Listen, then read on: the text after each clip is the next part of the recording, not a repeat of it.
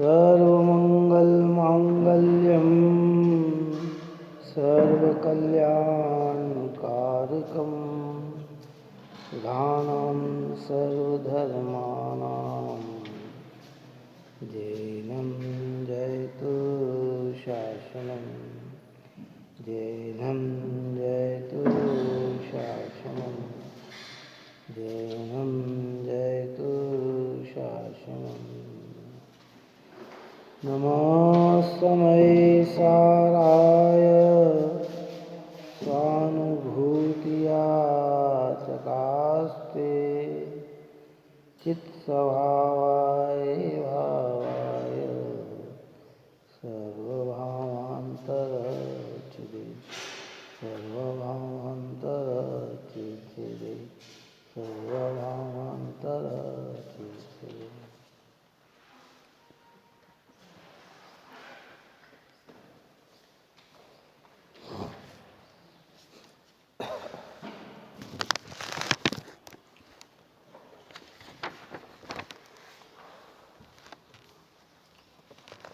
रागी जी सम्यक दृष्टि क्यों नहीं होता है, उसके उत्तर स्वरूप में आचार्य कुंदन ने जो कथा रची थी और ये कहा कि जिसके मात्र भी रागादिक परिणाम हो वह चाहे सर्वागमधारी ही क्यों न हो, वह आत्मा को नहीं जानता, सबर को नहीं जानता। यहाँ वूफी रागादि की बात की है जो मिथ्यात्व और अनंतानुपदी है, क्योंकि दो में से परिणति में एक चीज रह सकती है, या तो सम्यक रहे या मिथ्यात्व रहे। राग की उपादेयता है तो सम्यक नहीं है, और सम्यक दृष्टि को राग की उपादेयता होती नहीं है। अब राग से ही जो भला माने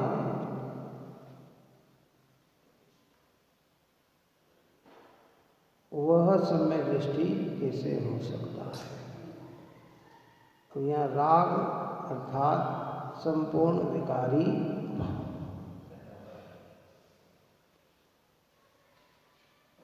जो सात तत्वों में हम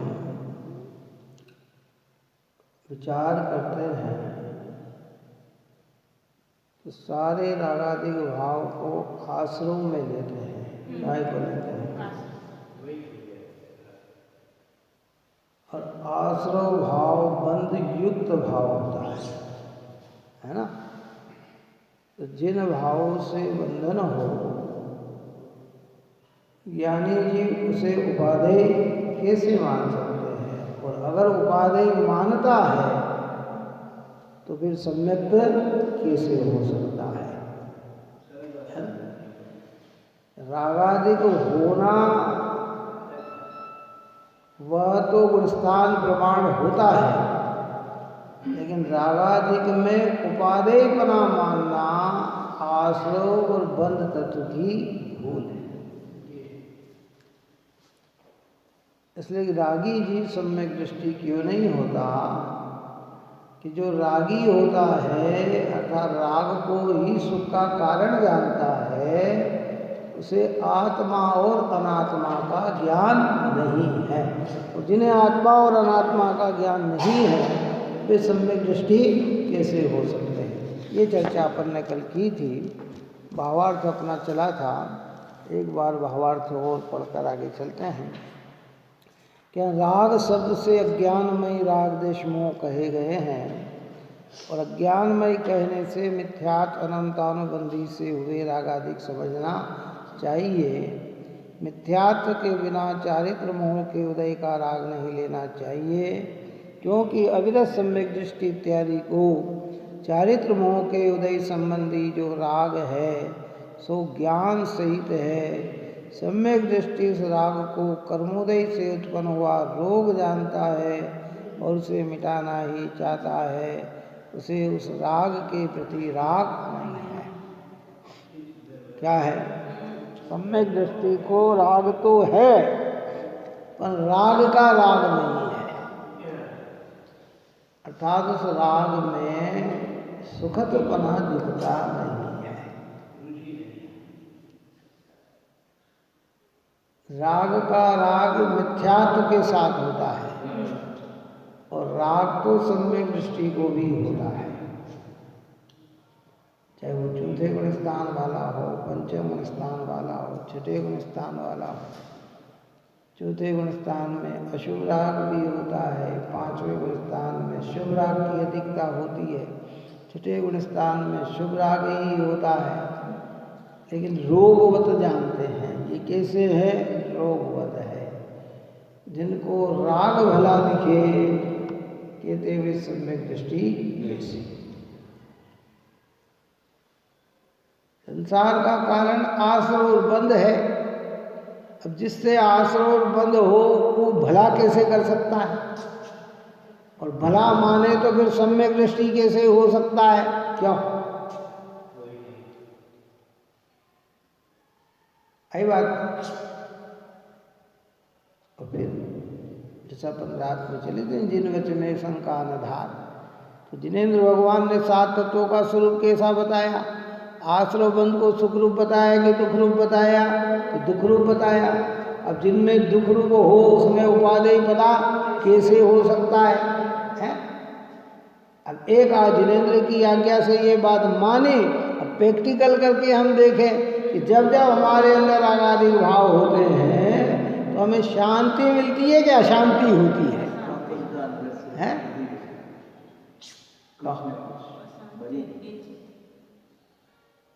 रागादि भाव किए जितने आकुलता उनका फल पाया, होकर निराश सब जग भर से अब सिद्ध शरण में मैं आया। जितने भाव हृदय में उत्पन्न हो रहे हैं वो हमें स्थिर नहीं रहने देते, हमारा उपयोग स्थिर नहीं रहने देते हैं। अब उस रागादि के स्रोत 5 इंद्रिया, मन, ये सब रागादि के निमित्त जहाँ जहाँ जिस जिस इंद्री का हम प्रयोग करते हैं उन सब में रागादि की ही वृत्तियाँ होती है। क्या होती है? हमारा मन वहाँ क्या है? स्थिर नहीं रह पाता। तो वे भाव कैसे हैं? दुखद। इन भावों को अगर हम सुखरूप माने तो जिन आज्ञा न मानने से सम्यक तो होगा कि मिथ्या तो होगा? मिथ्यात्व ही होगा। क्यों? तो जिन्हें मिथ्यात्व है वे चाहे कितने ही शास्त्रों को पढ़े तो भी वे जीव जीव के भेद को नहीं जानने से अज्ञानी है ना। व्यवहार में तो 7 तत्व की परिभाषा भी जानते हैं। क्या? बात सुनो। और जो सम्यक दृष्टि राग का लेश मात्र सद्भाव नहीं ऐसा कहा है, सो इसका कारण इस और सम्यक दृष्टि को कहा कि सम्यक दृष्टि में राग का लेश मात्र भी नहीं है। वो राग का कौन सा राग का? मिथ्यात्व और अनंतानुभूति। बस इतना ही लेना है। आगे के राग तो अपन ने कल कही था कि जब 10वें गुण स्थान में राग की सत्ता विद्यमान है तो सम्यक दृष्टि राग रही तो हो जाए, चौथे गुण स्थान वाला ऐसा कैसे? पर उसमें मिथ्यात्व अनंतानुबंधी का राग देश नहीं होता। क्या कहते? सम्यक दृष्टि के अशुभ राग तो अत्यंत गौण है और जो शुभ राग होता है वह उसे किंचित मात्र भी भला अच्छा नहीं समझता, उसके प्रति लेश मात्र राग नहीं करता और निश्चय से तो उस राग का स्वामित्व ही नहीं है, इसलिए उसके लेश मात्र राग नहीं है। यदि जो सम्यक दृष्टि जीव होते हैं उनके अशुभ राग अत्यंत गौण है। अशुभ राग ने क्या, हिंसा का भाव, झूठ का भाव, चोरी का भाव, कुशील सेवन का भाव है, अन्याय अनीति आदि से परिग्रह संग्रह करने का भाव, कि ये भाव तो अत्यंत क्या हो गए, गौण हो गए। 5 इंद्रिय के विषयों में भी भोग उसके कैसे होते हैं, लिमिटेशन मर्यादित हो जाते हैं। इसमें अनंत जीवों की हिंसा हो, ऐसे पदार्थ का सेवन नहीं करता। जहाँ प्रत्येक जीवों का घात होता हो, ऐसे पदार्थ का सेवन नहीं करता। ये अशुभ राग तो अत्यंत गौण है ना। और जो अशुभ राग जीवन में होता है, तो कहते ज्ञानी जब शुभ राग में उपादेयता नहीं करते, तो फिर अशुभ राग में उपादेयता तो कैसे हो सकती है? क्या बिल्कुल। जिसको 99 डिग्री का बुखार अच्छा नहीं लगता, उसको 104 डिग्री का बुखार कैसे अच्छा लग सकता है? उसे कैसे अच्छा मान सकता है?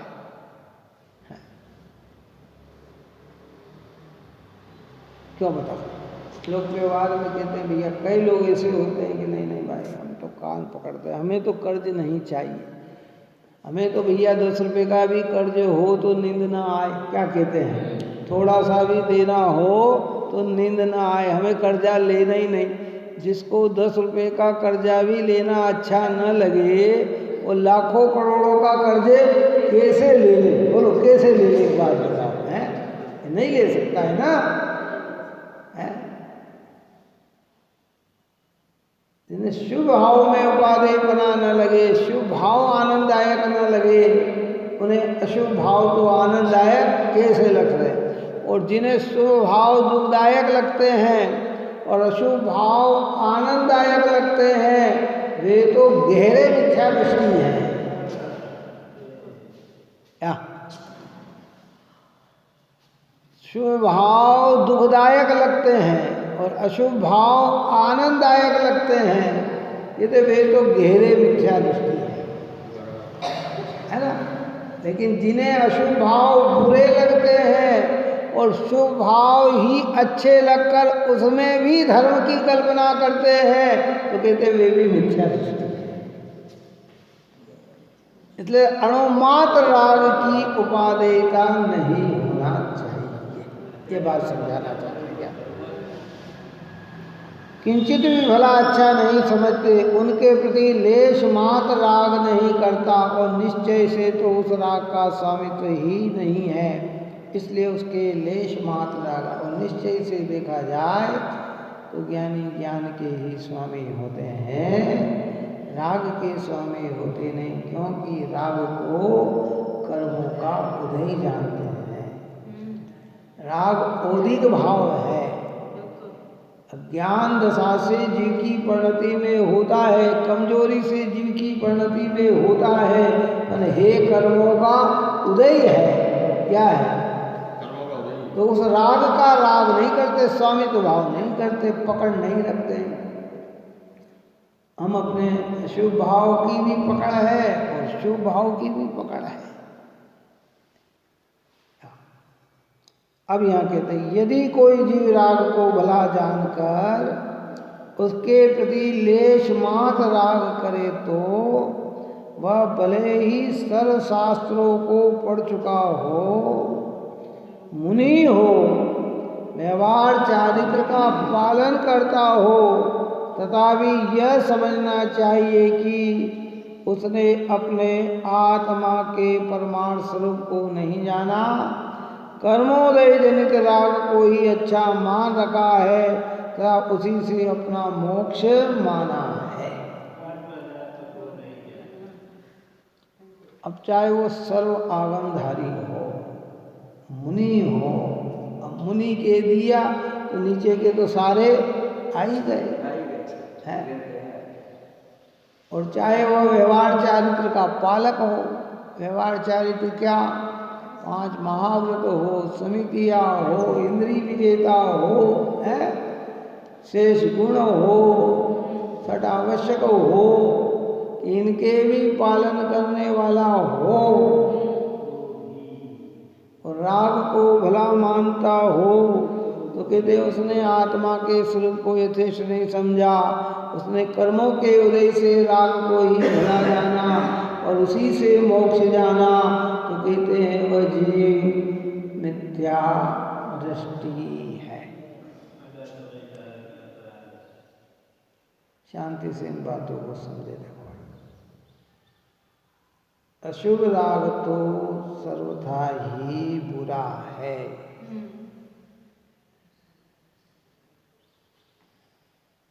उसमें तो कहीं उपादेयता आती ही नहीं है। हमारा भाषी मिथ्या दृष्टि का प्रकरण चल रहा ना, तो वो अशुभ राग को तो सर्वथा बुरा मानता है, इसलिए उसमें तो प्रवर्तता नहीं, पर शुभ राग को धर्म मानकर प्रवर्तता है और आत्मा का अनुभव नहीं करता है, इसलिए वो व्यवहाराभासी मिथ्या दृष्टि कहलाता है। ज्ञानी के ये शुभ भाव सब होते हैं, लेकिन इनकी पकड़ नहीं होती है, क्योंकि उसका स्वामी नहीं। तो ऊपर की गाथा में कहा ना कि सेठ का जो मुनि में है वो सब कार्य करते हुए दिखाई दे रहा है, सारे रुपए अवैधता दिखाई दे रहा है, लेकिन रुपए में उसका स्वामित्वपना नहीं है, उसकी पकड़ नहीं है। अगर उसकी पकड़ है तो अपनी तनख्वाह तक है, तो सेठ की इस पे नहीं है। कहाँ पकड़ है उसकी?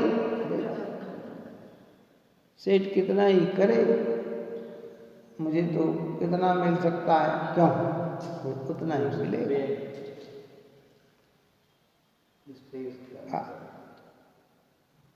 इसी प्रकार अपने ओर पर के परमार्थ स्वरूप को न जानने से जीव जी के परमार्थ स्वरूप को नहीं जानता, और जहाँ जीव तथा अजीव इन दोनों पदार्थ को ही नहीं जानता, वहाँ सम्यक दृष्टि के साथ। ऊपर में प्रश्न क्या था? ये रागी जीव सम्यक दृष्टि क्यों नहीं होता? तो कहते इसलिए नहीं होता कि राग को ही उपादेय मानने वाला जीव और अजीव के भेद ज्ञान को जानता नहीं है, इसलिए वह मिथ्या दृष्टि ही है। दया, दान, पूजा, भक्ति, व्रत, शील, संयम, इन सारे परिणाम ज्ञानी की परिणति में भी होते हैं, पर ज्ञानी इनमें उपादेयपना नहीं मानता, और अज्ञानी को इनमें उपादेयता आती है, तो वो उपादेयता पुण्य बंध में बाधक नहीं बनता, पुण्य तो बनता ही है शुभ भाव होने से, और उसमें धर्म भी मानने से। कहीं शुभ भाव से पुण्य नहीं बनता ऐसी बात नहीं, पुण्य तो बनता है, पर वो मिथ्यात्व के साथ बनने से वो जो भी हमारी अभिप्रायता है, अगर हमने उसमें धर्म माना और उसमें सुख माना, तो पुण्य के फल में वही चीज मिलेगी, 5 इंद्री के भोग के साधन, तो ये जीव उसमें क्या होगा? रत होगा। और पुण्य में धर्म नहीं मानने से पुण्य का फल भी आएगा, तो उससे क्या रहेगा? विरक्त रहेगा, वो जानेगा कि अरे ये मेरा नहीं है। राज्य करेगा और राज्य से भिन्न अपने को अनुभव करेगा। बड़े बड़े पद मिल जाएंगे, लेकिन उस पद में अपनापन नहीं होगा। व्यवहार सब दिखेगा, लेकिन व्यवहार में परमार्थता नहीं होगी। इस सम्यक दर्शन का इतना बड़ा लाभ मिलता है। राग को धर्म मानने में बस वही चीज आती है। क्या बात है? बात लोक व्यवहार में हम पैसे धन आदि कमाते हैं, इसके पीछे लक्ष्य क्या होता है? धन आदि कमाने के पीछे लक्ष्य क्या होता है? अरे अच्छा खाएंगे, अच्छा रहेंगे, अच्छा पहनेंगे, घूमेंगे फिरेंगे, क्यों? और वो धन हमने कमाया, तो फिर उससे क्या करेगा जीव? जो उसका अभिप्राय है वही करेगा ना, जो उसकी भावना है वही कार्य करेगा ना, है ना। ऐसे कह रहे हैं कि शुभ राग में धर्म मानने से, सुख मानने से, सुख का उसका अभिप्राय जो होता है वो सांसारिक सुख भोगने का ही होता है, काय का होता है। और उसका जब फल आता है तो वो क्या करता है, जो विमानवासी हूँ थाय, सम्यक दर्शन बिन दुख पाए, ताते जय था वर्तन धरे, और ये परिवर्तन पूरे करे। सब मिल गया, वैमानिक देव हो गया। कितना ऊंचा देव हो जाता है वैमानिक देव, अंतर्वासी ज्योतिष है, भवनवासी, इनसे भी ऊपर में जाके पहुंच जाता है। कितनी अनुकूलता में जीवन जीता है, कितने लंबे समय तक जीता है, फिर भी राग की उपादेय बुद्धि होने से और वहाँ से भी जय होकर एक इंद्रिय आदि पर्याय को प्राप्त हो जाता है।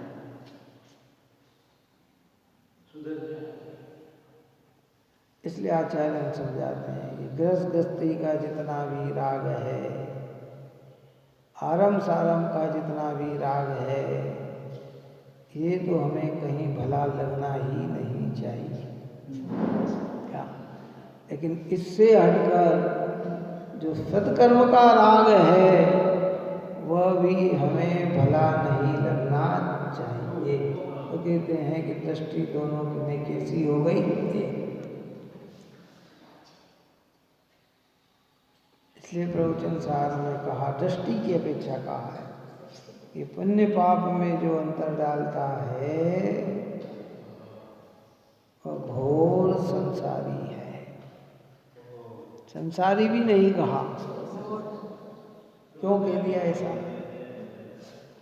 दोनों से बंधे, मुनि बन गए, आगम का ज्ञान हो गया, व्यवहार चारित्र भी पूरा पालन कर रहे हैं। क्या गृहस्थ जीवन में रह रहे थे तो शुभ भाव को अच्छा मान रहे थे, अब त्यागी जीवन गृहस्थ जीवन में रह रहे थे तब अशुभ भाव को अच्छा मान रहे थे, अब त्यागी जीवन आ गया तो शुभ भाव को अच्छा मानने लगे। तो आत्मा की पहचान न अशुभ में हुई, न आत्मा की पहचान शुभ में हुई।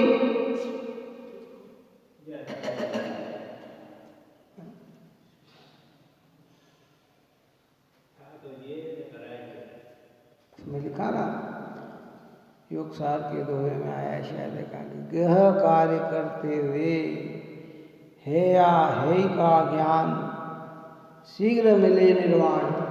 क्या कहते हैं, जिनको गृहस्थ में भी रहते हुए, घर के कार्य करते हुए भी है और उपादेय की पकड़ होती है, वे संसार से क्या होते हैं, उभर जाते हैं।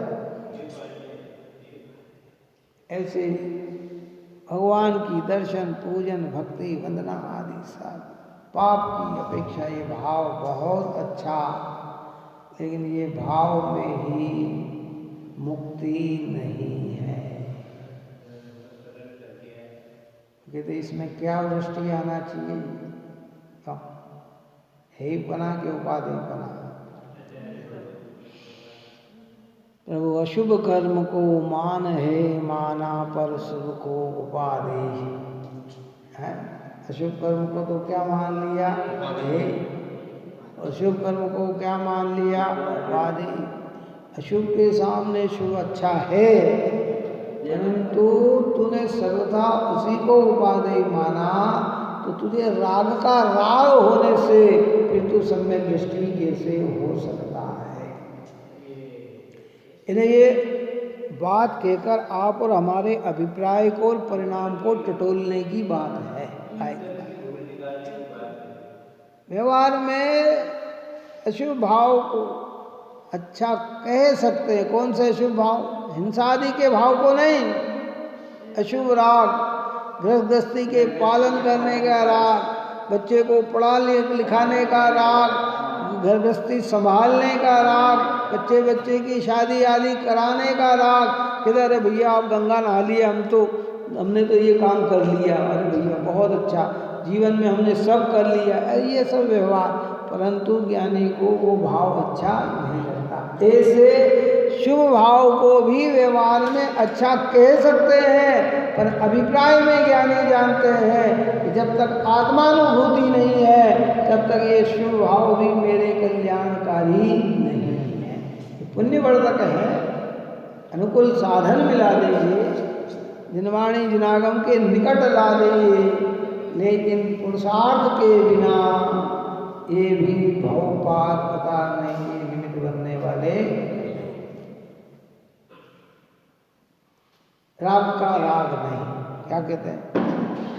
और जहाँ जीव तथा अजीव इन दोनों पदार्थ को ही नहीं जानता और सम्यक दृष्टि कैसा। तात्पर्य यह है कि रागी जीव सम्यक दृष्टि नहीं हो सकता। कौन से राग की बात चल रही?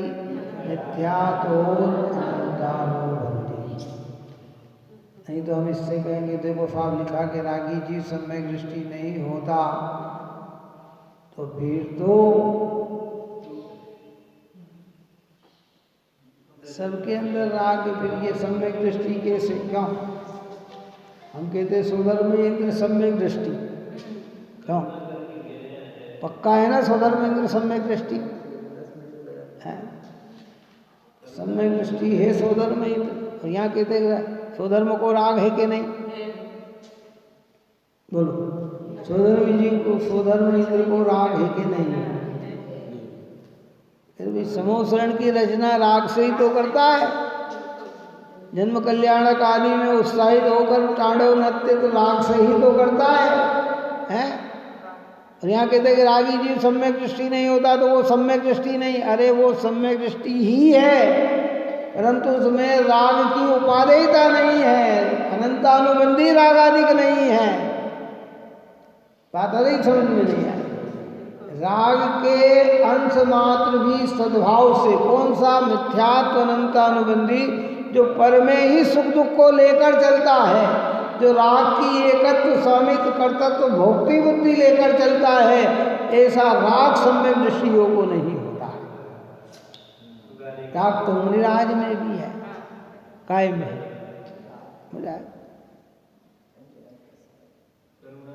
प्यार करते आ रहे हैं, सूर्यास्त का टाइम हो गया, आप कहे कि नहीं भैया अब हम नहीं चलेंगे। क्यों? कि हमारे चलने से सूक्ष्म जीवों का घात हो सकता है। तो जीव बचाने का भाव तो उनके अंदर भी है। धर्म मार्ग की प्रभावना हो, जिन मार्ग की प्रभावना हो, वितराग धर्म की प्रभावना हो, न्यायिक मार्ग की प्रभावना हो, ऐसा भाव तो उनके अंदर भी है। लेकिन ये भाव की पकड़ नहीं है।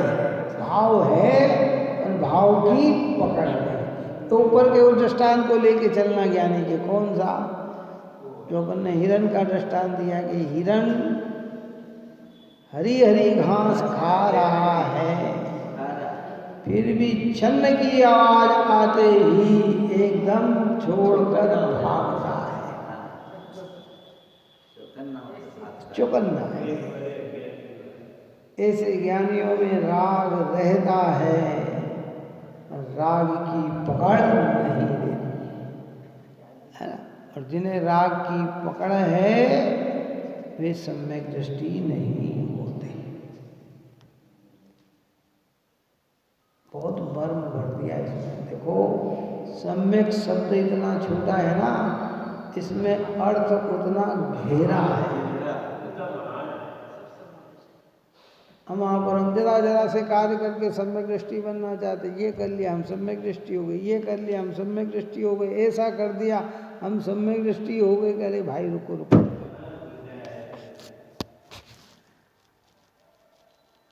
इसलिए अपन ने परसों पहले रोज भी कहा था कि हमें सम्यक दृष्टि कहलाना नहीं है, सम्यक दृष्टि होना है।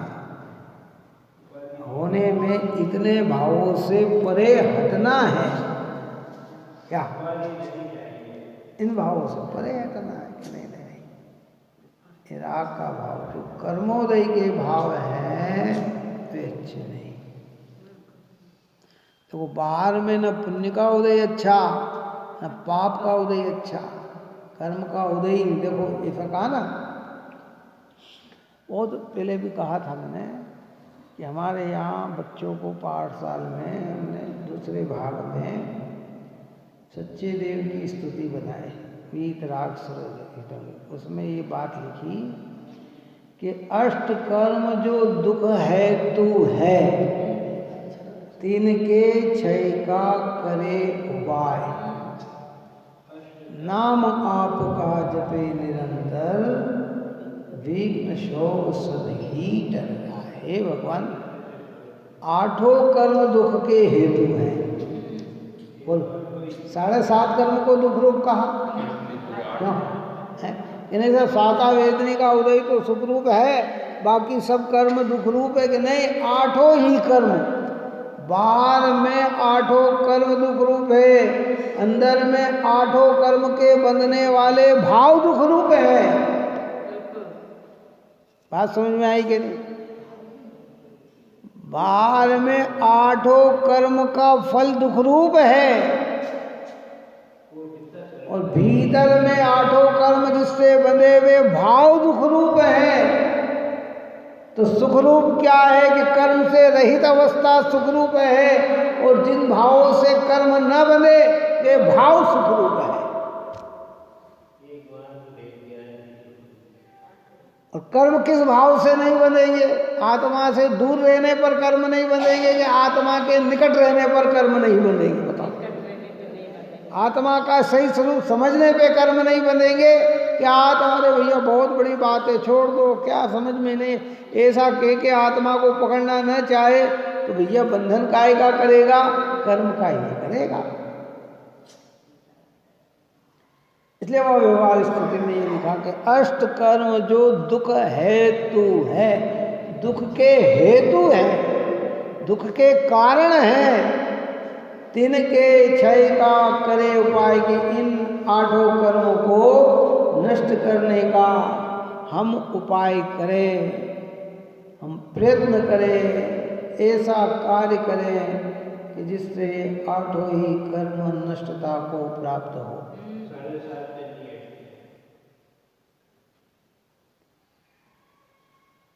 और बच्चों को समझाना इसलिए कहा कि भाई नाम आपका जपे निरंतर, विघ्न शोक सब ही टल जाए। हे भगवान, मैं निरंतर आपके नाम का ही स्मरण करूं,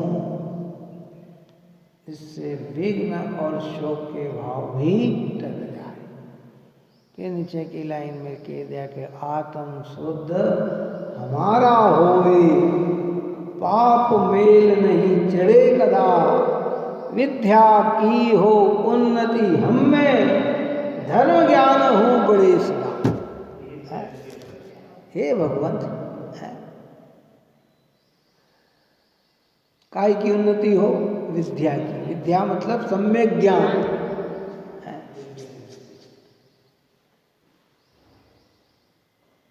एक लाइन में आनंद है क्या? हाथ जोड़कर शीश नमावे, तुमको भविजन खड़े खड़े, यह सब पूरो आस हमारी, चरण शरण में आन पड़े।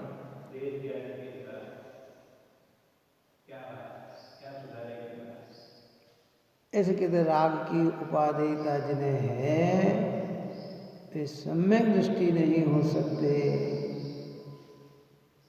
हाँ, ये तो बात आता है कि देखो मिथ्यात्व और सम्यक्त की अगर हम बात नहीं करें, काय की मोक्ष मार्ग की अगर हम बात नहीं करें, सामान्य बात करें, तो वहाँ पाप में है पना और पुण्य में उपादेयपना। कैसा? खोटे कार्य में है पना, अच्छे कार्य में। ये कार्य हमारे जैसे जैन कुल में जन्म लेने वाले को कह दिया ना, क्या अरे ये रात्रि भोजन आदि ये सब है, ये करने योग्य नहीं। इनको कोई रात्रि में भोजन कर रहा हो तो अच्छा माना जाता है कि बुरा? क्यों? बुरा मानेंगे ना। कोई गंदे कार्य कर रहा, शराब आदि पी रहा हो तो अच्छा माना जाए कि बुरा? कि बुरा माना जाता है। व्यभिचार कर रहा हो तो अच्छे माना जाए कि बुरा ही मान लोक व्यवहार में उसे। तो फिर अच्छा क्या मानता कि जो नीति से न्याय से देता है, रात्रि भोजन नहीं करता, कि वो अच्छा। अब यहाँ तक तो ठीक है, इसमें मोक्ष और संसार की बात नहीं है, संसार का ही भेद है। लेकिन जब मोक्ष और संसार की बात चलेगी तो फिर उसमें तो कारण कोई दूसरा ही चाहिएगा ना, है। फिर उपाधि एक ज्ञायक भगवान आत्मा और बाकी सारे भाव है। संसार का चित्रण तो ऐसे ही चलेगा, कैसा चलेगा? अच्छा, मुनि पद धारण काय के लिए किया जाता है, बहुत गंभीरता से समझ लेना ये बात। उसके पीछे मोक्ष का लक्ष्य देता है, और मोक्ष का लक्ष्य रखकर अगर राग को उपादेय माने तो फिर मिथ्या दृष्टि ही तो सिद्ध होंगे ना। क्या सिद्ध होंगे? अच्छा चलो बताओ। है संसार की बात में तो ठीक है, क्या करें साहब, हमें तो संसार में ही रहना है। तो कि रहना है तो फिर संसार में अच्छे सुख से साधन से रहना कि दुखी होके रहना? कि नहीं साहब, सुख के साधन होके रहना है तो फिर दया में, दान में, पूजा में, भक्ति में, व्रत में, शील में, संयम में लगे रहो। लेकिन तुम कह रहे हो कि नहीं नहीं मुझे तो संसार से उबरना है, मोक्ष जाना है, तो फिर वहाँ एक ज्ञायक आत्मा उपादेय, बाकी सारे भाव है। और ऐसा लगे तो सम्यक दृष्टि, क्योंकि सम्यक दर्शन से मोक्ष मार्ग का द्वार खुलता है। कैसे खुलता है? हरी बात समझ में नहीं। फिर आप यही कहो कि नहीं साहब ये क्यों व्रत क्यों कर रहे हो? कि वह संसार सुख के लिए कर रहे हैं, तो कोई बात नहीं, फिर तो कोई अच्छी बात है। तो आप छोड़ के संसार में लगे रहो तो फिर बहुत बढ़िया बात है। लेकिन नहीं नहीं, हम कहते कि नहीं साहब हमने तो प्रतिज्ञा ये की है घर छोड़ने की, अब हम संसार में पुनः पुनः नहीं जन्मेंगे। क्यों? अब हमारे जन्म मरण हमको नहीं चाहिए। तो फिर जन्म मरण नहीं चाहिए तो फिर राग की उपादेय बुद्धि नहीं होना चाहिए। है? क्या करें, लोक व्यवहार में तो है ठीक है। इसलिए जगह जगह शुभ करने की भी प्रेरणा जिनवाणी माता देती है, लेकिन वो सांसारिक व्यवस्था है। कैसी व्यवस्था है? उस सांसारिक। बच्चे को हम पढ़ा लिखा के होशियार क्यों बनाते हैं? अच्छी नौकरी क्यों कराते हैं? कि भाई ये करोगे तो समाज में इज्जत रहेगी, लौकिक व्यवहार में तुम्हें अच्छा समझेंगे। और वो बच्चा पढ़े लिखे नहीं और खेल कूद में और गलत काम में लगे तो उसका पूरा जीवन भर उसकी क्या होती है? बुराई होती है ना। अच्छा कहा जाता है कि बुरा कहा जाता है? तो ये शुभ और अशुभ की ये व्यवस्था है। लेकिन जब अब आप और हमने प्रतिज्ञा धारण करी कि नहीं नहीं हमें तो मोक्ष ही जाना है, हमें तो जन्म मरण चाहिए ही नहीं, तो फिर एक आत्मा उपादेय और बाकी सारे भाव एक। अब चाहे वो पुण्य हो चाहे वो पाप हो,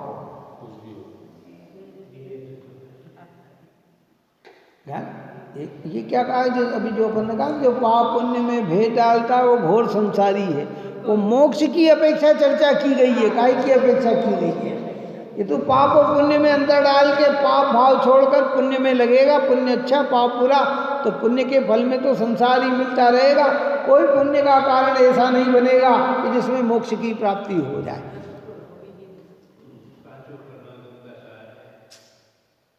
और अगर हो जाता पुण्य से मोक्ष तो फिर आचार्य भगवंत को इतनी बड़ी बड़ी अष्टप्रहर में गाथा नहीं लिखना पड़ती। ये तो अपने जीवन में इतनी बार मुनि बन गया कि उनकी पीछी कमंडल इकट्ठे किए जाए तो बड़े बड़े पर्वत बन जाए। तूने इतनी बार मनुष्य जीवन प्राप्त किया। मनुष्य जीवन तो पुण्य से ही मिलता है ना, कि एक एक माता का अगर एक एक आंसू लिया भी जाए एक एक जन्म का तो नदी बह जाए। क्यों है? एक एक माता का एक एक बूंद दूध का लिया जाए तो तो नदी भेजाए, इतना तूने पूर्व में मनुष्य जीवन धारे है। तो वो काय से मिले? पुण्य से के पाप से? पुण्य से ही मिले ना। लेकिन जाना किसको नहीं? आत्मा को नहीं जाना। तो तेरा संसार का चक्र चालू का चालू। अब तुझे अगर मोक्ष की अभिलाषा हुई है तो भाई पुण्य पाप से परे जो शुद्धात्म तत्व है उसको अनुभव करने का प्रयत्न कर। और पाप भाव तो कहीं से कहीं तक उपादेय है नहीं, पर पुण्य भाव में भी उपादेय बुद्धि मत रख। तो ये समझाना चाहते। तो इसके लिए एकमात्र उत्तम प्लेटफॉर्म पवित्र प्लेटफॉर्म है देव शास्त्र गुरु का उत्कृष्ट प्लेटफॉर्म। जिन जिन को निर्वाण हुआ सबको यहीं से हुआ, कारण यही बना है। और इसमें आकर जिसने उपयोग नहीं किया तो फिर नीचे की ओर चले गए।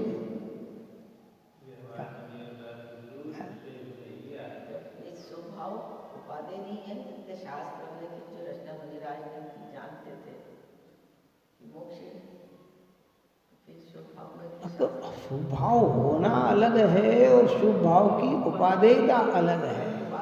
हाँ, आप और हम गृहस्थ में रह रहे हैं ये अलग है, और गृहस्थ की उपादेयता अलग है। अगर उपादेयता है तो घर में ही सुख दिख रहा है, और रह रहे हैं और सुख नहीं दिखता है तो कभी भी इस पद से क्या होगा? छूट जाएगा। उपादेय का मतलब क्या होता है कि उसी को श्रेष्ठ माना जाता है, राग को, उसमें सुख। हाँ, और यो ठीक है, क्या करें भैया, मजबूरी का नाम है। कई जैसे भी होते हैं लौकिकता में कई काम है, शादी ब्याह के का ये है, अरे आना नहीं चाहते थे लेकिन आना पड़ा। तो जो आना नहीं चाहते थे और आना पड़ा ना, वो मजबूरी। और एक दिन पावर आएगा तो आना ही नहीं पड़ेगा। तो क्या बात समझ में आई कि नहीं? जिस दिन पावर आ गया और प्रतिमा धारण कर ले, आगे बढ़ जाए, तो फिर कहता है कि अब कुछ नहीं। अपने यहाँ सुजानमल जी मोदी जी आए थे बहुत पहले, उनका पुत्र गुजरात में मंत्री था, गुजरात के है ना मिनिस्टर। उनके बच्चे की शादी थी, वहाँ शादी थी और वो यहाँ थे, बड़नेगर में थे। और वहाँ शादी थी और वो यहाँ थे। राग ही टूट गया। अब पुत्र तो ज़्यादा दूर का नहीं होता है ना, पुत्र का पुत्र ही तो है ना। लेकिन इतना भी राग टूट गया कि नहीं जाना।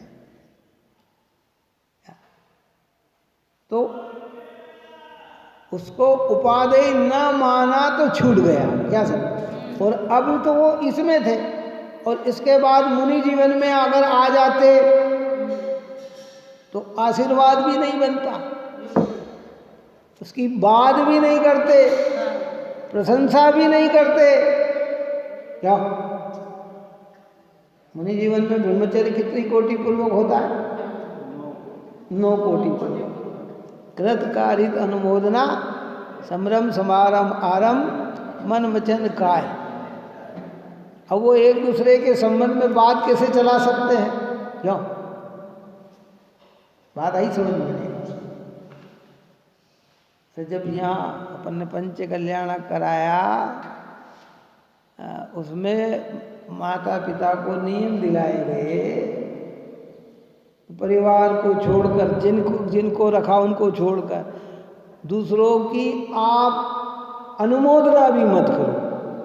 अब बात समझ लो, अब उसमें जब अनुमोदना नहीं तो फिर मुनि जीवन का जीवन कैसा होता है? किस रूप में होता है? कैसा जीवन होता है?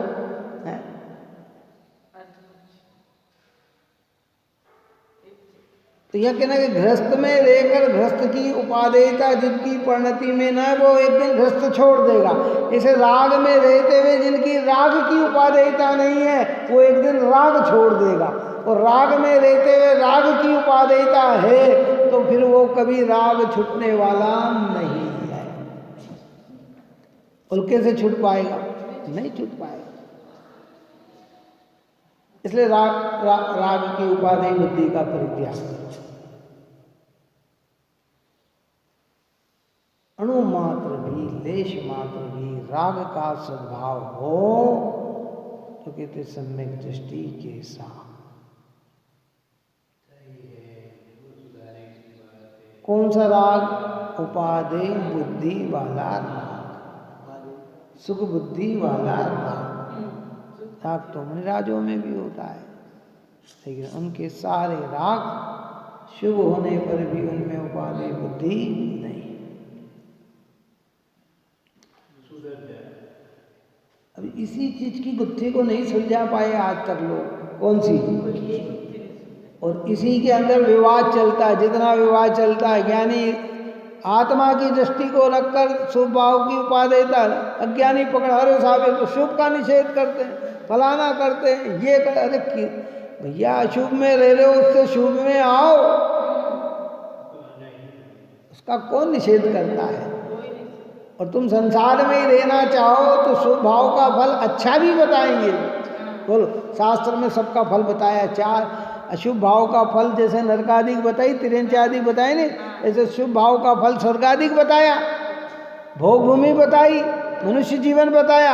हम कह रहे हैं देखो साहब हमारे टाइम पे भोजन मिल रहा है, तो कहते ये शुभ भाव का तो फल है। क्यों? हम कहते हैं हमारा शरीर स्वस्थ है, तो ये काय का फल है? कि शुभ भाव का ही तो फल है। हम कहते हैं हमसे सब लोग प्रीति करते हैं, प्रेम करते हैं, तो ये सब शुभ भाव का ही तो फल है। बोलो काय का फल है? ये शुभ भाव का ही तो फल है। और नहीं करता है तो फिर अशुभ भाव का फल है। सामग्री का अभाव है तो अशुभ भाव का फल है, पाप का फल है।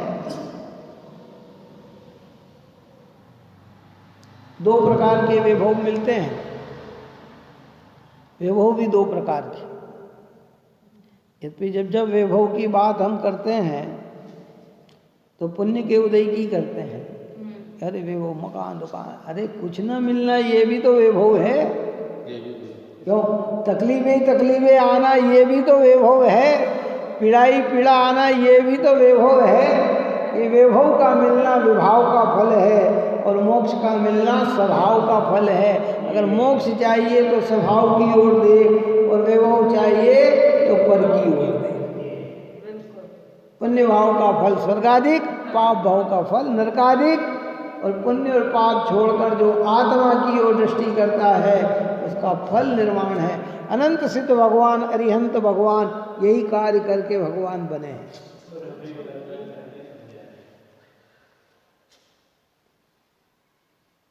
बार बार सुनने पे भी हमारी बात नहीं जमती हृदय में, फिर भी हमारी पकड़ कहाँ आ जाती है? अरे नहीं ठीक है साहब, ये तो कहते हैं।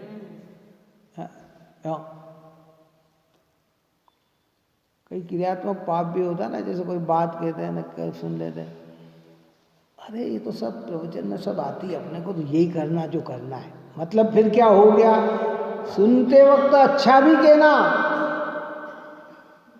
परंतु भावना कहाँ की रखना कि यही करना। समझ में आ रही बात? के नहीं आ रही है? ऐसे हम कह रहे हैं हाँ साहब तो भाव बंद का ही कारण है, बंद का ही कारण। करना क्या कि आत्मा को नहीं जानना, इसी में रत रहना।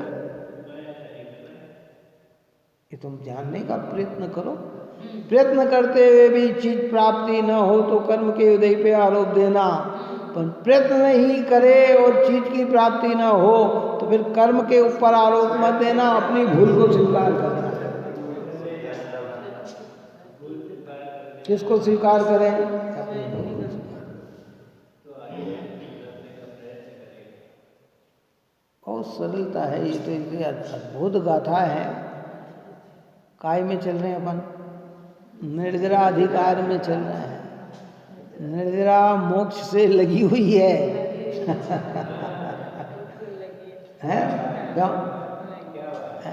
मार्ग तो है, सत्य समझ में तो आना चाहिए ना कि भाई यही मार्ग है।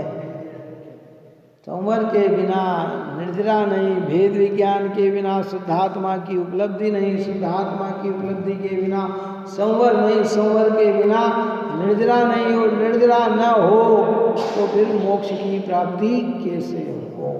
तो पहले क्या छोड़ना? राग की उपादेय बुद्धि।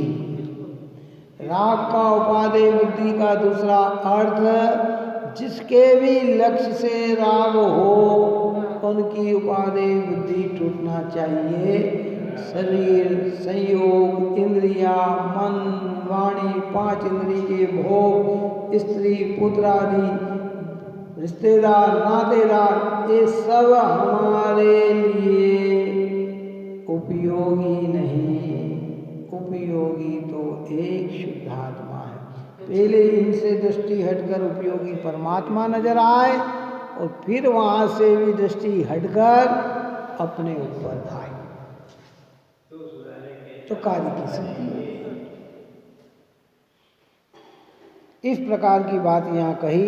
अब आगे के कलश 138 में इसी के अर्थ का कलश रूप कार्य श्री का कहेंगे, जिस काव्य के द्वारा आचार्य देव अनादि काल से रागादि को अपना पद जानकर सोए हुए रागी प्राणियों को उपदेश देते हैं। काय में सोए हम? राग ही सुख कर तीव्र कषाई है। अंतिम बात के पूर्ण करता। अगर हम तीव्र कषाई हैं, कैसे पहचाने कि हम तीव्र कषाई हैं? कि अगर हमें पंचेंद्रिय के विषय और बाहरी चीज ही सुखदायक नजर आती है तो हम तीव्र कषाई हैं। और देव शास्त्र और गुरु और अहिंसा, धर्म आदि ये अगर हमें अच्छे लगते हैं तो हम मंद कषाई हैं। और इनमें रहकर अगर आत्मा अच्छा लगता है तो फिर कहते हैं सम्यक दृष्टि। आधा ही समझ में नहीं आई तो ये चर्चा आचार्य देव हमें समझाते हैं। यहाँ जितनी चर्चा अभी चल रही है ना, वो मोटे तौर पर मिथ्यात्व और अनंतानुबंधी संबंधी ही है ना। आगे की क्योंकि उसी तरीके से समझे नहीं तो बहुत सारे प्रश्न खड़े हो जाते हैं फिर, है ना। इस प्रकार की बात यहाँ कही। आप और हम सभी जीव निरंतर देव शास्त्र गुरु के सानिध्य में रहकर परिणामों को निर्मल बनाएं। यही मंगल है। सहजानंदे शुद्ध स्वरूपी अविनाशी आत्मस्वरूप। सहजानंदे शुद्ध स्वरूपी अविनाशी आत्मस्वरूप। सहजानंदे शुद्ध स्वरूपी अविनाशी आत्मस्वरूप। निज में बताई यह अनंत उपकार, उसके लिए दीनवाणी माँ को वंदना शतबार है, वंदना शतबार।